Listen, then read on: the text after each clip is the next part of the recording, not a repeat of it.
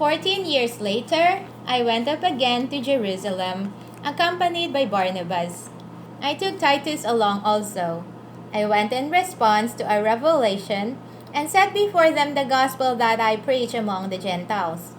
But I spoke privately to those recognized as leaders, for fear that I was running or had already run in vain. Yet not even Titus, who was with me, was compelled to be circumcised, even though he was a Greek. This issue arose because some false brothers had come in under false pretenses to spy on our freedom in Christ Jesus, in order to enslave us. We did not give in to them for a moment, so that the truth of the gospel would remain with you. But as for the highly esteemed, whatever they were makes no difference to me. God does not show favoritism. Those leaders added nothing to me. On the contrary, they saw that I had been entrusted to preach the gospel to the uncircumcised, just as Peter had been to the circumcised. For the one who was at work in Peter's apostleship to the circumcised was also at work in my apostleship to the Gentiles. And recognizing the grace that I had been given, James, Cephas, and John, those reputed to be pillars, gave me and Barnabas the right hand of fellowship, so that we should go to the Gentiles, and they to the circumcised. They only asked us to remember the poor, the very thing I was eager to do. When Cephas came to Antioch, however, I opposed him to his face, because he stood to be condemned. For before certain men came from James, he used to eat with the Gentiles.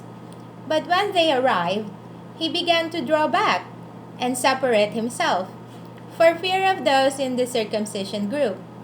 The other Jews joined him in his hypocrisy, so that by their hypocrisy, even Barnabas was led astray.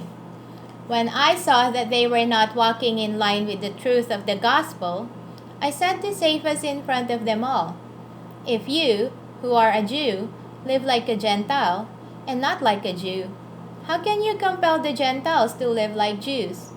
We who are Jews by birth and not Gentile sinners, know that a man is not justified by works of the law, but by faith in Christ Jesus.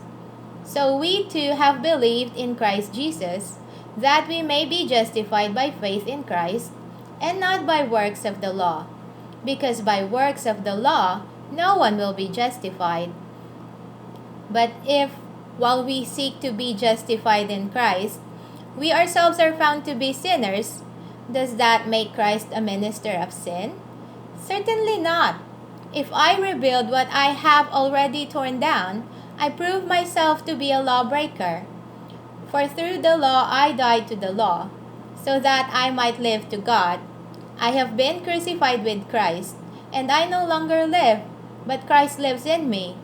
The life I live in the body, I live by faith in the Son of God, who loved me and gave himself up for me. I do not set aside the grace of God, for if righteousness comes through the law, Christ died for nothing.